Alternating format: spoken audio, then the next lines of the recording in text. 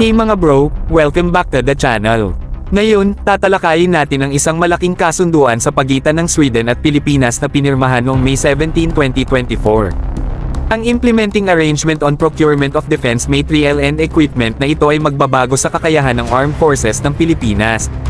Ayon sa press release ng Swedish government, interesado ang Manila sa Swedish Fighter Aircraft, Command at Control Systems, at Airborne Early Warning at Control (AEW&C) aircraft.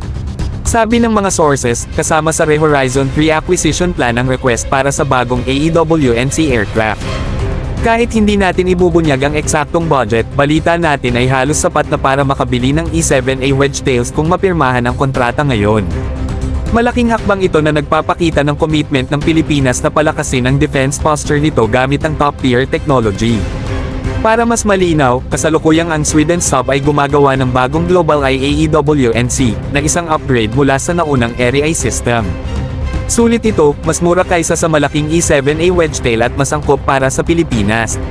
Hindi lang ito budget-friendly, talagang tugma ito sa pangangailangan ng Pilipinas, lalo na kung ipapartner sa Subjas 39 Gripen na tinitingnan ng Philippine Air Force (PAF) para sa kanilang multi-role fighter requirements.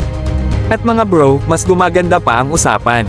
Ang Global ay versatile, pwede itong mag-operate kasama ang ibang Western aircraft tulad ng F-16 Fighting Falcon, na tinitingnan din ng PAF mula sa used market. Ang compatibility na ito ay isang strategic advantage na tinitiyak na ang future fleet ng PAF ay kayang magtulungan ng maayos. At huwag kalimutan, maaari din itong mag-integrate sa iba pang advanced aircraft tulad ng KF-21 Boramae, na ginawa para maging compatible sa Western tech.